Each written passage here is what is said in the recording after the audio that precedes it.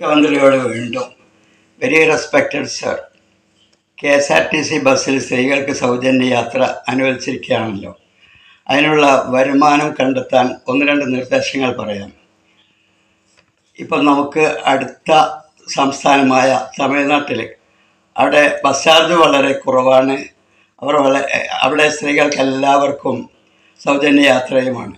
നമുക്ക് വേണമെങ്കിൽ അവിടെ ഒന്ന് പോയിട്ട് അതെന്താണ് അവർ ചെയ്യുന്നത്, സർക്കാർ എന്താ ചെയ്യുന്നതെന്ന് നമുക്ക് പരിശോധിക്കാവുന്നതാണ്.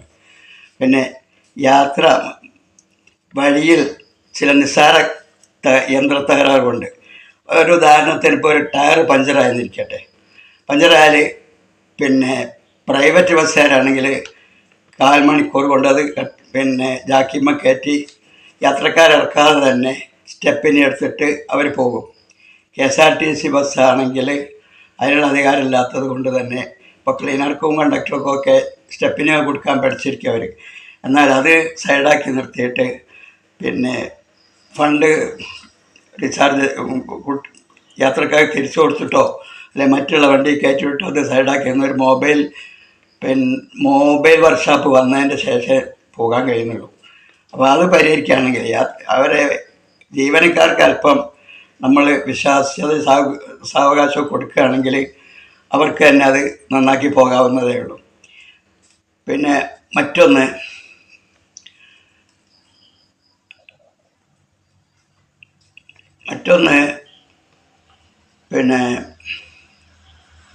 ഒരു ബസ് KSRTC ഗ്യാരേജിൽ നിന്ന് എടുത്തുകൊണ്ട് പുറത്തേക്ക് വരികയാണെങ്കിൽ അത് അപ്പം തന്നെ ഒരാൾക്ക് കൈയാട്ടിയാൽ അവർ നിർത്തൂല. വേണ്ടി അത് അടുത്ത സ്റ്റോപ്പിൽ പോലും നിർത്താതെ അങ്ങ് പോവുക ചെയ്യുന്നത്. ഇപ്പം ഞാൻ പറയാം,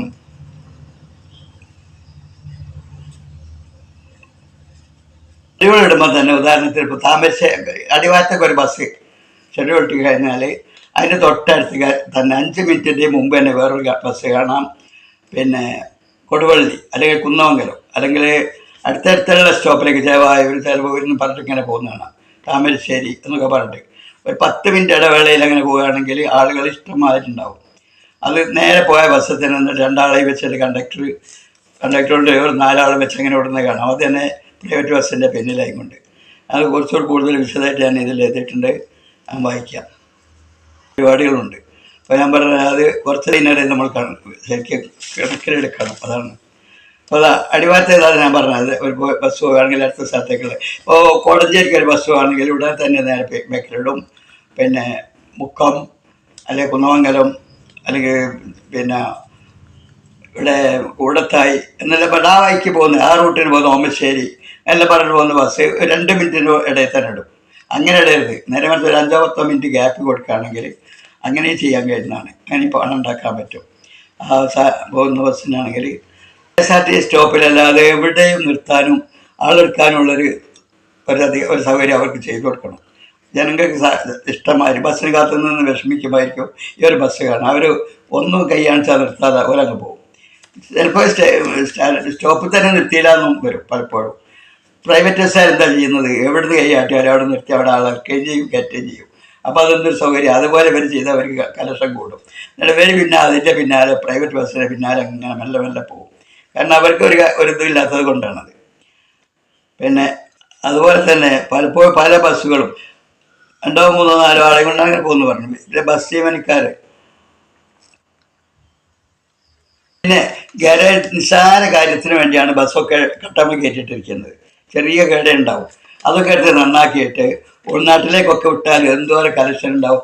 ഇപ്പോൾ ഞാൻ ഒരു ഉദാഹരണത്തിന് മറുവീട്ടത്താഴത്തേക്ക് ഒരു ബസ് ഉണ്ടായിരുന്നു കോഴിക്കോട്ട് നിന്ന്. അത് ഞാൻ കുറേ കാലം അതില്ലാതെപ്പോയി. അപ്പോൾ കോഴിക്കോട്ട് നിന്ന് മറുവീട്ടത്താഴത്തേക്ക് അതുപോലെ തന്നെ അതിലിങ്ങനെ ഇളയറ്റിൽ വട്ടോളി ആ റൂട്ടിനൊക്കെ ഉൾനാട്ടിലേക്കൊക്കെ ബസ് വിടുകയാണെങ്കിൽ ധാരാളം ആളുകൾക്ക് സൗകര്യമായിരിക്കും. അത് കുറേ സമയം കാത്തു നിന്നിട്ടാണ് പ്രൈവറ്റ് ബസ് തന്നെ പലപ്പോഴും കട്ട് ചെയ്യാനും അവരിഷ്ടത്തിനായ ഓടുള്ളൂ. ആളില്ലെങ്കിൽ അവർ ഓടൂല, അല്ലെങ്കിൽ ചൂടാണ് ഓടൂല, ഇങ്ങനെയൊക്കെ ഉള്ള ഉണ്ട്. നേരെ കൃത്യസമയത്ത് KSRTC വേണം, അതിൽ തന്നെ ആളുകൾ കയറാൻ ഇഷ്ടപ്പെടും. അത് പെണ്ണാണെന്നുള്ള കണക്കൊന്നുമില്ല. അപ്പോൾ അതുപോലെ പുതിയ പുതിയ റൂട്ടുകളിലേക്ക് ബസ്സുകൾ കൊടുക്കുകയാണെങ്കിൽ കണ്ടമാനം ഇതിൽ തന്നെ ഇപ്പോൾ വടകര തണ്ണീർപ്പന്തൽ ആ ഭാഗത്തോട്ടൊന്നും പ്രൈവറ്റ് ബസ് മാത്രമാണുള്ളത്. എപ്പോഴെങ്കിലുമൊക്കെ അങ്ങോട്ടൊക്കെ KSRTC വിടുകയാണെങ്കിൽ ബസ് ഒരുപാട് നിസ്സാര കേടിന് വേണ്ടി കയറ്റിയിട്ടാണ്. അതെല്ലാം എടുത്തിട്ട് പ്രവർത്തിക്കുകയാണെങ്കിൽ ഇതൊക്കെ നിർത്താവുന്ന കാര്യങ്ങളേ ഉള്ളൂ. പിന്നെ K S R T C നഷ്ടത്തിലാന്ന് പറയുന്നത് വെറുതെ പറയാം. കാരണം നഷ്ടമല്ല. എന്താ സംഭവം എന്ന് പറഞ്ഞാൽ മൊത്തത്തിലാണ് ക്യാപിറ്റൽ അവർ കൂട്ടുന്നത്. ബസ്സിൻ്റെ ആകെ ഒരുപാട് ബസ്സുള്ള എല്ലാം കൂടി കൂട്ടിയിട്ടാണ് എത്ര ആസ്തി ഉണ്ടെന്ന് നോക്കുന്നത്. അതുകൊണ്ടാണ് അങ്ങനെ വരുന്നത്. അല്ലെ നഷ്ടം വരാനൊരു സാധ്യതയില്ല. അതെല്ലാം മുതൽക്കൂട്ട് തന്നെയാണ്. പിന്നെ ജനങ്ങൾ തെറ്റിദ്ധരിക്കാൻ വേണ്ടി എന്തോ പറയുകയാണ്. നമുക്ക് ശരിക്കും ചിന്തിച്ച് പ്രവർത്തിക്കുകയാണെങ്കിൽ ലാഭത്തിലേ ഓടാൻ കഴിയുള്ളൂ. എങ്ങനെ തിരുത്താൻ കഴിയും. ഇപ്പോൾ ചെക്ക് ഇൻസ്പെക്ടർ ഒരു പോസ്റ്റ് തന്നെ കണ്ടില്ലേ, അത് നിർത്തലാക്കിയത് കൊണ്ട് അത് കണ്ടക്ടർ ശരിക്കും വിശ്വാസത്തിലെടുത്തത് കൊണ്ടാണ്. എന്നിട്ട് വഴിയിൽ നിന്നൊക്കെ ചെക്ക് ഇൻസ്പെക്ടർ കയറും. അങ്ങനെ യാത്രക്കാർക്ക് ബുദ്ധിമുട്ടാണ്. ആ ചെക്ക് ഇൻസ്പെക്ടർ ശമ്പളവും ആ ഒരു തസ്തികയും ലാഭം കിട്ടിയില്ലേ. അതേമാതിരി നമ്മൾ ഈ ശരിക്കും ഒരു ചെറിയ ശതമാനം ഈ ബസ്സിൻ്റെ ജീവനക്കാർക്ക് കൊടുക്കുകയാണെങ്കിൽ നല്ലോണം കാശുണ്ടാക്കാൻ അവർ സന്നദ്ധരാകും. അവർക്ക് കളക്ഷൻ ഉണ്ടാക്കാൻ അറിയാനിട്ടല്ല, അവർക്കൊന്നും ചെയ്യാനും കഴിയില്ല. നിസ്സാര കേടുകളൊക്കെ തിരുത്താനും അവർ മതി, നന്നാക്കാനും അവർ മതി. അതിൽ ചെറിയ കേടുള്ള ബസ്സൊക്കെ ഉൾനാട്ടിലേക്കൊക്കെ സർവീസ് നടത്തണം. ഞാൻ ഇതൊരു ഉദാഹരണം പറഞ്ഞതേ ഉള്ളൂ. പലപ്പോഴും പിന്നെ കോഴിക്കോട് നോക്കിയാൽ അറിയാവുന്നതാണ്, ഉൾനാട്ടിലേക്കൊന്നും ബസ്സുകളില്ല. ആ ബസ്സൊക്കെ കട്ടമ കയറ്റിയ ബസ്സൊക്കെ എടുത്ത് നന്നാക്കിയിട്ട് ഉൾനാട്ടിലേക്ക് വിടാവുന്നതാണ്.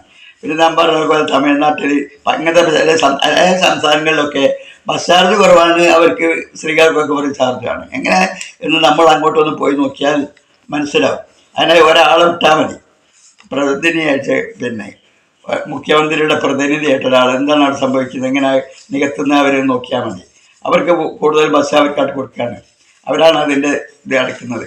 പിന്നെ അതേമാതിരി തന്നെയാണ് ഇവിടെ പഞ്ചായത്തിൽ അവർക്ക് ഏൽപ്പിക്കുകയാണെങ്കിൽ അവർ ഒരു നിശ്ചിത തുക ഗവൺമെൻറ്റിലേക്ക് അടയ്ക്കുക, ബാക്കിയുള്ളത് അവർ നിയന്ത്രിക്കുകയാണെങ്കിൽ അതൊക്കെ നടക്കാവുന്നതേ ഉള്ളൂ. നമുക്ക് ഏതായാലും സമരം ഇല്ലാത്ത ഒരു അന്തരീക്ഷം ഉണ്ടാക്കാൻ ശ്രദ്ധിക്കേണ്ടതാണ്. നമ്മുടെ ഒരു കാരണവശാലും ഇപ്പോൾ ഒരു കുടിയേൽപ്പിക്കുന്ന പ്രശ്നം വന്നു, ആരെയും കുടിയേൽപ്പിക്കാനോ കഷ്ടപ്പെടുത്താനോ നിൽക്കരുത്. പോലീസിലോ പിന്നെ അല്ല അഴിമതിയിൽ പോലീസിൽ തന്നെ ഒരാളെ ശിക്ഷിക്കുക, സ്ഥലം മാറ്റി കണ്ട് പോലീസിന് സ്ഥലം മാറ്റരുത്. സ്ഥലം മാറ്റി അവിടെയും അയാൾ അതേ പ്രവൃത്തി അവിടെയും നടത്തും.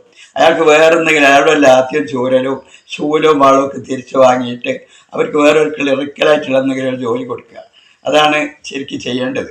അവിടെ സമരം ഉണ്ടാവില്ല. സമരം ചെയ്യുന്ന ഏത് ഫീൽഡ് ഉണ്ടോ അവിടെ ശരിക്കും ചെയ്യേണ്ടത് ഇത്തരം കാര്യങ്ങളാണ്. കർഷകരെയൊക്കെ നമ്മൾ ഒരിക്കലും നിരാശപ്പെടുത്തരുത്.